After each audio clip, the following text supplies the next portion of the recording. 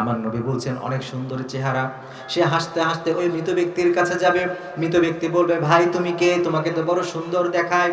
ওই লোকটি তখন ওই মৃত ব্যক্তিকে বলবে, তুমি কি আমাকে চিনো নাই? আমি তোমার পর কেউ না, আমি হলাম তোমার সব থেকে আপন।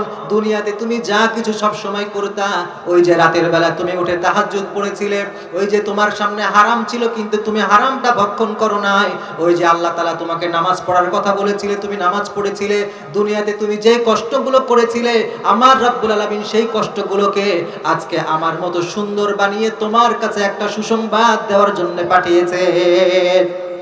হাদিসের মধ্যে এসেছে তার আমলনামাটা সুন্দর চেহারা হয়ে তার সামনে যখন দাঁড়াবে, এই লোকটা তখন খুশি হয়ে যাবে। সে চিন্তা করবে, হাই রে, দুনিয়ায় কত কষ্ট করেছিলাম, কষ্টটা বিফলে যায় নাই।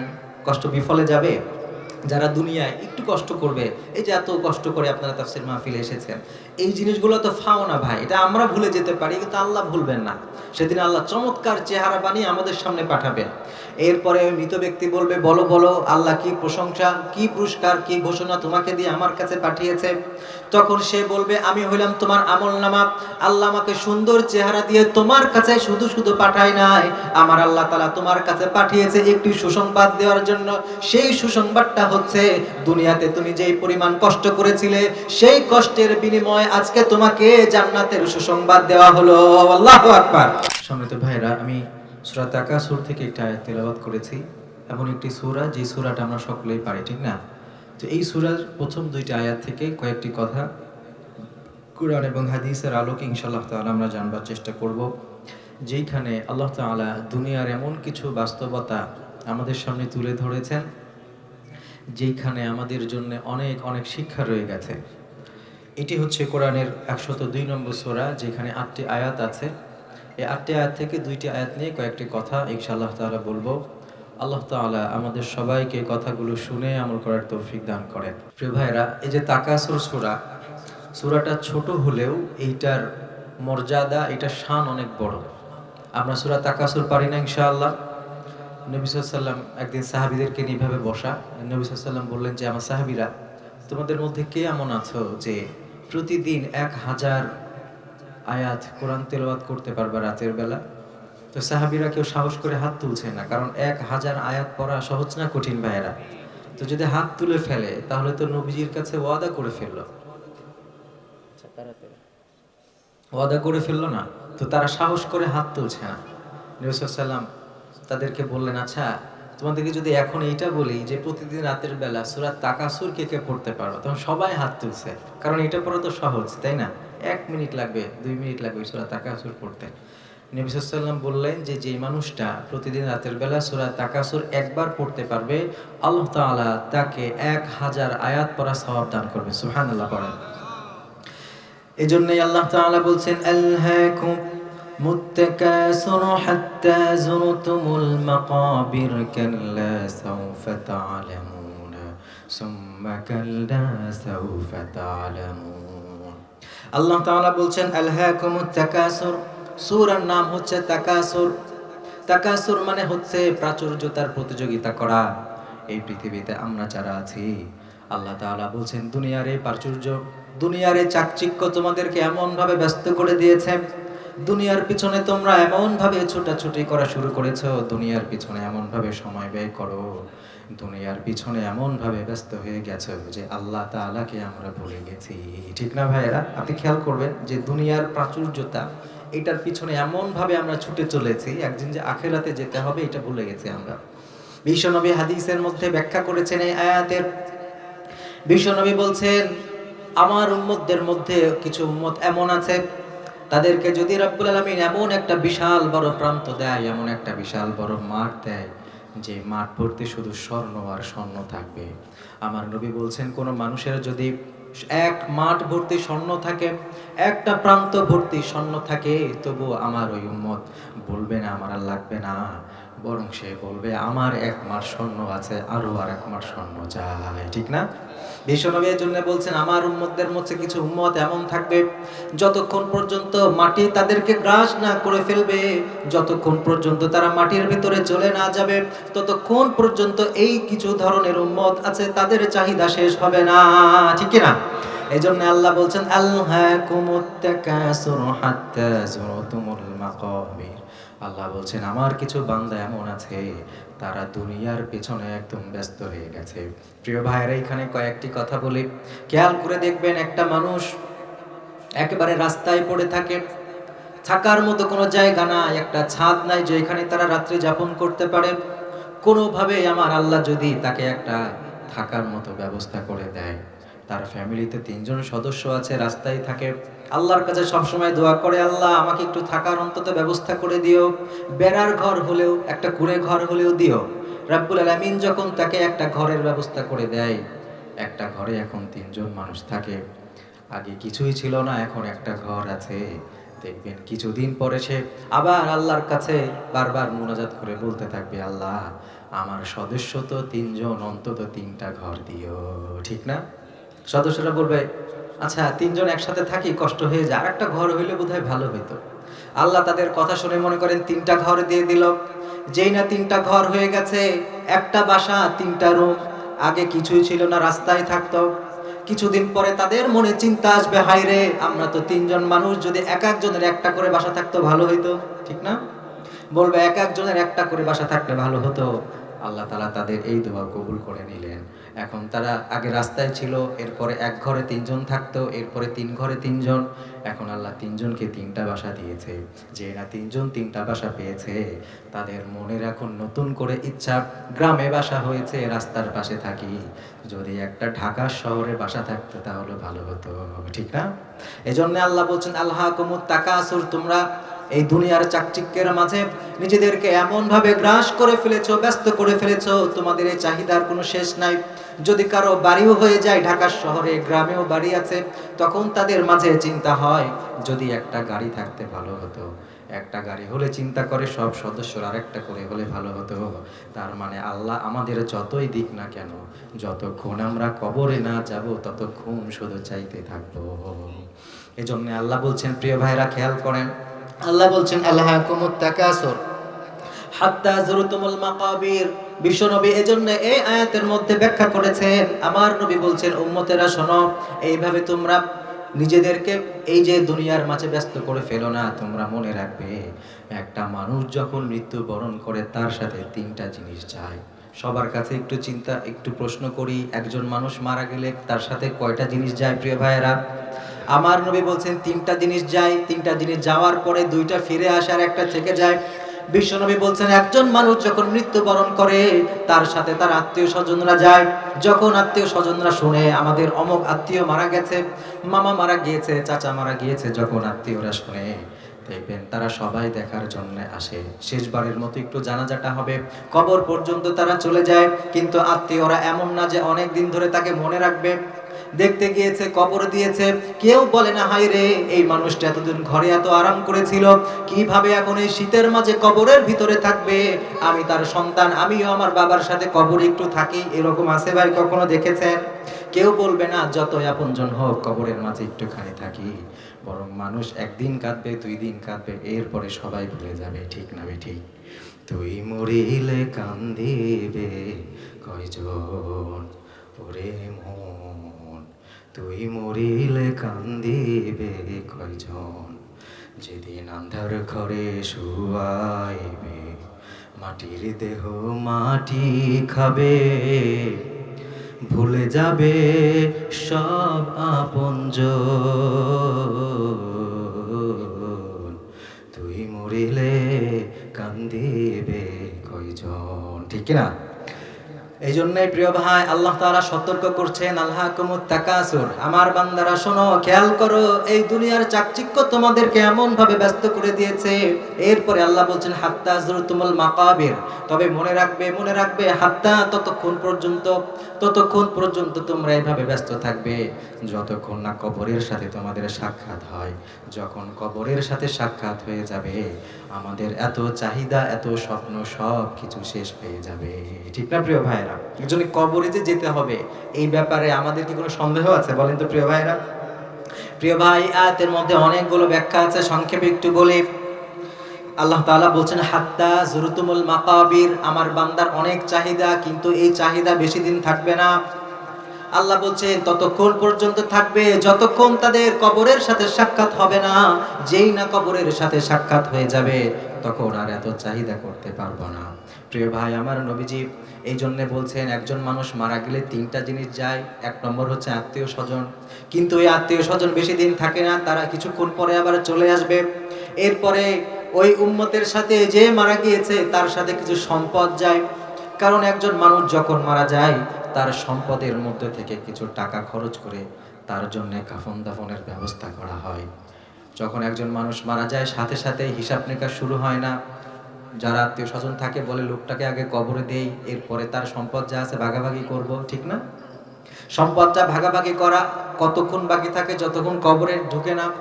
যেই না কবরে ঢুকে যায় সাথে সাথে এই লোকটার নামে যত জমি ছিল, এই লোকটার নামে যত জমি ছিল নামটা আর কাটা লাগে না, অটোমেটিক তার নামটা কেটে যায়। এই লোকের আর কোনো সম্পদ নাই, তার নামে যেই অনেকগুলা বাড়ি ছিল আর বলা লাগে না নামটা কেটে দাও। একজন মানুষ মৃত্যু হওয়ার সাথে সাথেই তার নামটা অটোমেটিক কেটে যায়। এজন্য আমার নবী বলছেন একটা মানুষের সাথে আত্মীয় স্বজন যায় কিন্তু এরা ফিরে আসে, কিছু সম্পদ তার সাথে যায় কিন্তু সেগুলাও চলে আসে। আর একটা জিনিস তার সাথে যায়, সেটা হচ্ছে তার আমল। সেই দুনিয়াতে যাই কিছু করেছে, ভালো করলে ভালো, মন্দ করলে মন্দ, এই সব কিছু তার সাথে যায়, কিন্তু এইটা আর ফিরে আসে না, এইটা তার সাথে কবরে থেকে যায়। বিশ্বনবী অন্য হাদিসের মধ্যে এই যে আমলের কথা আছে এইটার একটা ব্যাখ্যা দিয়েছেন। প্রিয় ভাইরা একটু কান খাড়া করে শুনবে। আমার নবী বলছেন এই আমলটা শুধু থাকবে, রাব্বুল আলামিন এই আমলটাকে মানুষের সুরত দিয়ে সেদিন কবরে তার কাছে পাঠাবে। কিভাবে পাঠাবে? তাফসীরের মধ্যে ব্যাখ্যা এসেছে। আমার নবী বলছেন কোন মানুষ যদি ভালো হয়, দুনিয়াতে সে অনেক ভালো কাজ করেছে, আল্লাহ যেভাবে চলতে বলেছিল সেইভাবে চলেছে, যেভাবে আল্লাহ করতে বলেছে সবকিছু সেইভাবে করেছে। যখন এই মানুষটা মৃত্যুবরণ করবে তার জন্য কবরটা জান্নাতের বাগিচা হবে। সুবহানাল্লাহ পড়ে। বিশ্বনবী বলছেন তার জন্য এই কবরটা জান্নাতের বাগিচা হবে, জান্নাতের মতো প্রশস্ত হয়ে যাবে। এরপরে যখন আজরাইল, এরপরে যখন কিরামান কাতিবিন যারা যা কিছু লিখেছিল সব লেখা অনুযায়ী যখন তাকে প্রশ্ন করা হবে সে সুন্দর মতো উত্তর দিতে পারবে। সব কিছু যখন ঘটে যাবে আমার নবী বলছেন হাদিসের মধ্যে, তখন এই ভালো মানুষ, এই ভালো উম্মতটার কাছে অনেক সুন্দর একটা মানুষকে রাব্বুল আলামিন পাঠাবেন, যার চেহারাটা এত সুন্দর হবে, যার মুখের হাসিটা এত সুন্দর হবে, কবরে যাওয়ার পরে ওই মৃত ব্যক্তি ওই লোকটার চেহারাটা দেখে তার হৃদয়টা একেবারে আনন্দে উৎফুল্লিত হবে। সুবহানাল্লাহ। আমার নবী বলছেন অনেক সুন্দর চেহারা, সে হাসতে হাসতে ওই মৃত ব্যক্তির কাছে যাবে। মৃত ব্যক্তি বলবে ভাই তুমি কে, তোমাকে তো বড় সুন্দর দেখায়। ওই লোকটি তখন ওই মৃত ব্যক্তিকে বলবে তুমি কি আমাকে চিনো নাই? আমি তোমার পর কেউ না, আমি হলাম তোমার সব থেকে আপন। দুনিয়াতে তুমি যা কিছু সব সময় করতা, ওই যে রাতের বেলা তুমি উঠে তাহাজ্জুদ পড়েছিলে, ওই যে তোমার সামনে হারাম ছিল কিন্তু তুমি হারামটা ভক্ষণ করো নাই, ওই যে আল্লাহ তাআলা তোমাকে নামাজ পড়ার কথা বলেছিলে তুমি নামাজ পড়েছিলে, দুনিয়াতে তুমি যে কষ্টগুলো করেছিলে আমার রাব্বুল আলামিন সেই কষ্টগুলোকে আজকে আমার মতো সুন্দর বানিয়ে তোমার কাছে একটা সুসংবাদ দেওয়ার জন্য পাঠিয়েছে। হাদিসের মধ্যে এসেছে তার আমলনামাটা সুন্দর চেহারা হয়ে তার সামনে যখন দাঁড়াবে এই লোকটা তখন খুশি হয়ে যাবে। সে চিন্তা করবে হাই রে, দুনিয়ায় কত কষ্ট করেছিলাম, কষ্টটা বিফলে যায় নাই। কষ্ট বিফলে যাবে? যারা দুনিয়ায় একটু কষ্ট করবে, এই যে এত কষ্ট করে আপনারা তাফসীর মাহফিলে এসেছেন, এই জিনিসগুলো তো ফাও না ভাই, এটা আমরা ভুলে যেতে পারি কিন্তু আল্লাহ ভুলবেন না। সেদিন আল্লাহ চমৎকার চেহারা বানিয়ে আমাদের সামনে পাঠাবেন। এরপরে ওই মৃত ব্যক্তি বলবে বলো বলো আল্লাহ কি প্রশংসা, কি পুরস্কার, কি ঘোষণা তোমাকে দিয়ে আমার কাছে পাঠিয়েছে। তখন সে বলবে আমি হইলাম তোমার আমলনামা, আল্লাহ আমাকে সুন্দর চেহারা দিয়ে তোমার কাছে শুধু শুধু পাঠায় নাই, আমার আল্লাহ তাআলা তোমার কাছে পাঠিয়েছে একটি সুসংবাদ দেওয়ার জন্য। সেই সুসংবাদটা হচ্ছে দুনিয়াতে তুমি যেই পরিমাণ কষ্ট করেছিলে সেই কষ্টের বিনিময়ে আজকে তোমাকে জান্নাতের সুসংবাদ দেওয়া হলো। আল্লাহু আকবার। প্রিয় ভাইরা, জান্নাতের সুসংবাদ চলে আসবে, লোকটা খুশি হয়ে যাবে। কিন্তু আমার নবী বলছেন আরো এক প্রকারের আমল থাকবে। যে মানুষগুলো দুনিয়ায় উল্টাপাল্টা চলেছিল, দুনিয়ায় যারা মানুষের হকগুলো নষ্ট করেছিল, দুনিয়ায় যারা নামাজ পড়লো না, দুনিয়ায় যারা গান বাজনা দেখলো, দুনিয়ায় যারা অনেক গুনাহের পরে গুনাহ করে গেল, সে মনে করলো গোপনে গুনাহ করেছি কেউ তো দেখে নাই, হিসাব নিকাশ বোধ হয় শেষ, মানুষের ধোঁকা দিয়েছিলাম, টাকা নিয়েছিলাম, এরপরে পালিয়ে গেছি, লোকটা আর খুঁজে পাই নাই। আমরা মনে করি বেঁচে গেছি, কিন্তু আমার নবী বলছেন না না না, তোমরা সেদিন বাঁচতে পারবে না। আমার আল্লাহ তাআলা একজন কাফের কিংবা একজন মুনাফিক কিংবা একজন গুনাহগার, সে যখন মৃত্যুবরণ করবে তার কবরটা জাহান্নামের আগুন দ্বারা পূর্ণ হয়ে যাবে, কবরটা একেবারে ছোট্ট হয়ে যাবে, তার দেহের যে হাড্ডি গুড্ডিগুলো আছে এইগুলো একেবারে ভেঙে চুরে চুরমার হবে। এমন ভয়ঙ্কর একটা অবস্থায় আমার নবী বলছেন ওই লোকটার আমলনামাকে আরো বেশি ভয়ঙ্কর সুরত দিয়ে ওই লোকটির সামনে নিয়ে আসা হবে। ওই মৃত ব্যক্তি এমনিতেই কবরের মাঝে অনেক কষ্টে আছে, এরপরে আবার যখন দেখবে ভয়ঙ্কর একটা মানুষ, চেহারাটা বড্ড ভয়ঙ্কর, দেখলে দিলটা থরথর করে কেঁপে ওঠে, এমন একটা ভয়ঙ্কর মানুষ এসে তার দিকে রক্তচক্ষু দিয়ে রাগত স্বরে তার দিকে তাকিয়ে আছে, তখন এই গুনাহগার ব্যক্তি বলবে, কে গো তুমি, এত ভয়ঙ্কর চেহারা নিয়ে কেন আমার কাছে এসেছো? আমি তো কবরে এমনি অনেক কষ্টে আছি। তখন ওই ভয়ঙ্কর চেহারার মানুষটা বলবে, তুমি কি আমাকে চিনতে পারো নাই? আমি তোমার অনেক কাছাকাছি ছিলাম, তুমি কি চিনতে পারো নাই? ওই যে দুনিয়াতে রাতের বেলা গোপনে গোপনে তুমি যে গুনাহ করেছিলে, ওই যে তুমি মানুষের হকগুলো নষ্ট করেছিলে, ওই যে তুমি ইসলামের বিরুদ্ধে স্লোগান দিয়েছিলে, ওই যে তুমি বলেছিলে কোরআনের আইন তোমার ভালো লাগে না, এই যে উল্টা পাল্টা যা কিছু দুনিয়ায় করেছিলে সব তুমি ভেবেছিলে সব শেষ হয়ে যাবে, কিছু তোমাকে ধরবে না, কিন্তু আজকে আল্লাহ তাআলা সেই সব গুনাহগুলোকে পাপগুলোকে আমার মতো ভয়ঙ্কর একটা চেহারা দিয়ে তোমার কাছে পাঠিয়েছে তোমাকে একটা সংবাদ দেওয়ার জন্য। ওই কবরের ওই পাপী ব্যক্তি এমনি কষ্টে আছে, সে আবার যখন এই কথাগুলো শুনবে সে আরো বেশি ভয় পেয়ে যাবে। ভয় পেয়ে যাওয়ার পরে বলবে, কি এমন আর কথা, আমাকে এমনি এত কষ্ট দেওয়া হচ্ছে, আমার কবরটাতে জাহান্নামের আগুন দ্বারা পূর্ণ হয়ে গেছে, এরপরে আবার আমার জন্য কি অপেক্ষা করছে, কি এমন সংবাদ আল্লাহ তাআলা দিয়েছে। তখন তার ওই আমলনামা তাকে বলবে, ও আল্লাহর নাফরমান বান্দা, আল্লাহ তোর জন্য একটা সংবাদ রেখেছে। সেই সংবাদটা হলো, দুনিয়াতে তুই যখন আজান দিয়েছিল নামাজটা পড়িস নাই, দুনিয়াতে তুই উল্টা পাল্টা চলেছিলি, দুনিয়াতে অনেক আয়েশ অনেক আরাম করেছিলি, আজকে আমার আল্লাহ আমার মাধ্যমে সংবাদ দিয়েছে এই যে তোর জন্য জাহান্নাম অপেক্ষা করছে, ওই যে দূরে দেখা যায় জাহান্নাম, ওইটাই হবে তোর স্থান। নাউজুবিল্লাহ পড়ে। প্রিয় ভাইয়েরা, এমন একটা দিন আমাদের সামনে আসছে, এই জন্য দুনিয়াতে থাকা অবস্থায় আমাদের আমল নামাটা ভালো করার দরকার আছে না নাই বলেন? এজন্যই আল্লাহ বলছেন, আল্লাহকুমুত তাকাসুর, আমার বান্দারা দুনিয়ার প্রাচুর্যতা এইগুলো তোমাকে এমন ভাবে ব্যস্ত করে দিয়েছে, তবে তুমি মনে করো না এইভাবেই তুমি চলতে পারবে, কিছুদিন চলবে, তবে হাত্তা জুরতুমুল মাকাবির, যেদিন কবরটা তোমার কাছে চলে আসবে, কবরের জিয়ারত যেদিন হবে, সেদিন তোমার সব কিছু শেষ হয়ে যাবে।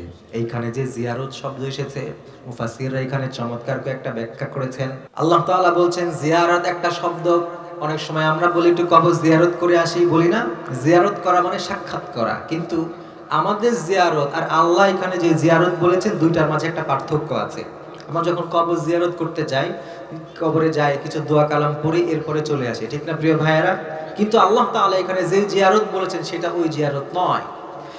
মুফাসসিররা ব্যাখ্যা করছেন, আল্লাহ বলছেন হাত্তা জুরতুমুল মাকাবির, মুফাসসিররা বলছেন আল্লাহ তাআলা এইখানে যে জিয়ারতের কথা বলেছেন এটা সাধারণ কোনো জিয়ারত নয়।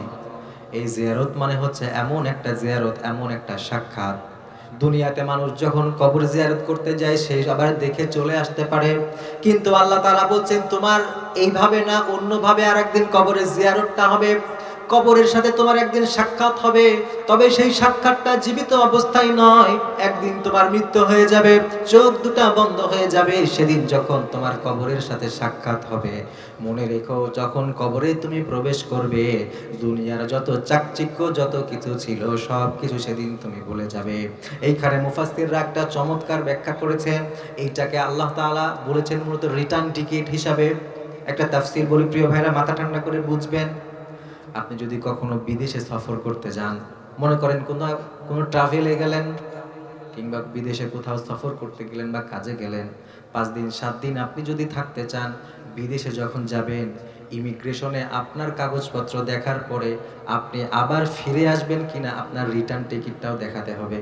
বুঝেন নাই? যারা যারা গিয়েছেন বিদেশে আপনারা বুঝবেন, যখন আপনি অন্য একটা দেশে বেড়াতে যাবেন, ঘুরতে যাবেন, তো আপনি যে আবার ফিরে আসবেন এটার গ্যারান্টি হিসাবে আপনি কতদিন থাকবেন, কোন হোটেলে বুকিং করেছেন সেই কাগজ, আপনি আবার ফিরে আসবেন সেই রিটার্ন টিকিট, এটাও আপনার কাছে রাখতে হবে। এরপর ইমিগ্রেশনের সময় ওটা দেখবে। তার মানে আপনি একটা দেশে যাচ্ছেন মানে যাওয়াটা যেমন নিশ্চিত, আপনি যে ফিরে আসবেন সেটাও নিশ্চিত, ঠিক কিনা? তো আল্লাহ তাআলা দেখেন কিভাবে আয়াতটা দিয়েছেন। আল্লাহ এই দুনিয়াতে আমাদেরকে একটা কাজে পাঠিয়েছেন যে তার কিছু ইবাদত করব, বন্দেগী করব, তবে পাঠিয়ে একবারেই ছেড়ে দেন নাই। একজন মানুষ যেমন রিটার্ন টিকিট নিয়ে সে ফিরে আসবে এই প্রস্তুতি নিয়ে যখন বিদেশে যায়, ঠিক সেম ভাবে আল্লাহ তাআলা দুনিয়াতে আমাদেরকে একটা রিটার্ন টিকিট দিয়ে পাঠিয়েছেন এবং বুঝাচ্ছেন, আমার বান্দারা মনে রেখো, তোমার কাছে ফিরে আসার একটা টিকিট আমি ধরায় দিলাম। দুনিয়াতে গেছো মানে ফিরবা না এমন নয়, দুনিয়াতে গিয়েছো মানে যাওয়াটা যেমন সত্য, ফিরে যে আসতে হবে সেটা আরো বেশি সত্য, ঠিক কিনা? এজন্যই প্রিয় ভাইরা আল্লাহ তাআলা বলছেন, আলহাকুমুত তাকাসুর হাত্তা যুরতুমুল মাকাবির। রাব্বুল আলামিন বলছেন, একদিন তোমাকে এই কবরে চলে আসতে হবে, একদিন তোমাকে আখিরাতে চলে আসতে হবে। এই যে চলে আসা লাগবে, এই আয়াতটা দিয়ে আমি তোমাকে রিটার্ন টিকিটের কথাটা বললাম। তার মানে তুমি দুনিয়ায় গেছো মানে ফিরে আসবে। যখন তুমি ফিরে আসবে, আপনি খেয়াল করে দেখবেন ইমিগ্রেশনের চেক হয়, সব কিছু ঠিকঠাক মতো আছে কিনা দেখে। যদি উল্টাপাল্টা কিছু পাওয়া যায়, আপনাকে ধরে জেলখানায় দিবে, ঠিক না? দুনিয়ার বিষয়গুলো একটু মিলান এইভাবেই। তো আমরা যখন দুনিয়াতে আসছি, আমরা কি করলাম না করলাম, আমাদের ইমিগ্রেশনটা শুরু হবে কবরে যাওয়ার পরে। সব কিছু চেক করা হবে প্রিয় ভাইয়েরা। দুনিয়াতে কি করলাম, কার সাথে কি করলাম, কাকে ঠকালাম, কার সাথে বিশ্বাসঘাতকতা করলাম, সব কিছু সেদিন আমাদেরকে কাগজপত্র সহ সব জমা দিতে হবে। আর আমরা যদি মনে করি যে যা কিছু করি না কেন একটু, অনেক সময় দেখবেন যে পাচার টাচার কিন্তু হয়, এত ইমিগ্রেশন এত কিছু থাকার পরেও ঘুষ টুস দিলে, কিছু টাকা পয়সা দিলে এদিক ওদিক আদান প্রদান আছে না নাই বলেন? কিন্তু আখেরাতের যে ইমিগ্রেশন, ওইখানে কি এমন কিছু করার সম্ভাবনা আছে প্রিয় ভাইরা? কিচ্ছু করা যাবে না প্রিয় ভাই। এজন্য আমাদেরকে ওইভাবেই প্রস্তুতি নিয়ে কবরে যেতে হবে যাতে করে ধরা না খায়। মনে রাখবেন হাদিসের মধ্যে এসছে, আখেরাতের প্রথম ঘাঁটি হচ্ছে কবর। যেই লোকটা কবরে সব ঠিকঠাক মতো কাজ শেষ করতে পারবে, সামনে সব কিছু তার জন্য সহজ। আর যেই লোক কবরে ধরা খেয়ে যাবে, সব কিছু সে ধরা খেয়ে যাবে। এজন্য প্রিয় ভাই, কবরের প্রস্তুতি আমাদেরকে নিতে হবে। কিভাবে নিব? মুহাদ্দিসিনরা একটা চমৎকার কথা বলেছেন। এই যে এত কিছু বললাম, অনেক সময় দেখবেন আমাদের দিল নরম হতে চায় না। অনেক কথা শুনি, এরপরেও আমাকে যে ভালো হতে হবে, আমাকে যে আবার সবকিছু নতুন করে শুরু করতে হবে, দিলটা নরম হতে চায় না। যেমন বাঁকা ছিলাম বাঁকাই থাকে, এরকম হয় কি হয় না বলেন? তো দিলটা যেন নরম করতে পারি, এর জন্য আমাদের আকাবিররা, মুফাসসিরিনরা, তারা তিনটা পদ্ধতি বলেছেন যে তিনটা ধ্যান করলে আমাদের দিলটা নরম হইতে পারে। এটা শুনবো না ইনশাআল্লাহ? এটা শুনবো এবং এটা আমরা করার চেষ্টা করব। এক নম্বর হচ্ছে মৃত্যুর কথা বেশি বেশি স্মরণ করা। মৃত্যুর কথা স্মরণ করতে হবে যে একদিন আমার মৃত্যু হবে, আমার কাছে আজরাইল আসবে, কেমন হবে সেই মুহূর্তটা। আমি নিঃশ্বাস নিতে পারবো না, আমার গলার কাছে নিঃশ্বাসটা আটকে যাবে, আমি অনেক চেষ্টা করব, নিঃশ্বাস নিতে পারবো না। প্রয়োজনে মাঝে মাঝে নিঃশ্বাস আটকায় রাখবেন, রেখে একটু দেখবেন যে কেমন লাগে যখন শ্বাস আমি বের করতে পারি না। এইভাবে চিন্তা করতে হবে যে যেই লোকটা জানাজায় আজকে আমি গেলাম, একদিন আমাকেও এরকম শোয়ায় রাখা হবে, মানুষ আসবে জানাজা করতে।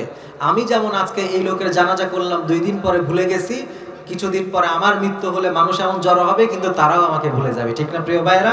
এইভাবে আমাকে কল্পনা করতে হবে। কারণ এই যে দুনিয়া, এটা কি আমাদের আসল ঠিকানা বলেন? পৃথিবী কি আমাদের আসল ঠিকানা? ঠিক আছে না? এজন্য প্রস্তুতি এবং এইভাবে কল্পনা করা। 2 নম্বরে যেটা করব, মাঝে মাঝে কবরের সামনে গিয়ে দাঁড়াবো। পারা যাবে না?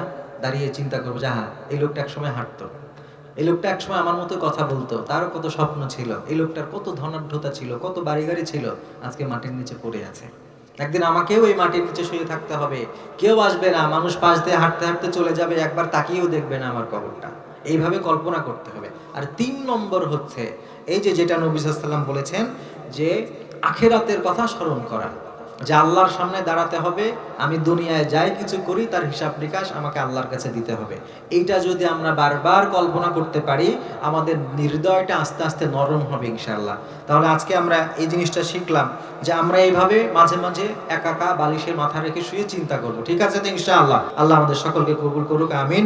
ওয়া আখিরু দাওয়ানা আলহামদুলিল্লাহি রাব্বিল আলামিন। আসসালামু আলাইকুম ওয়া রাহমাতুল্লাহ।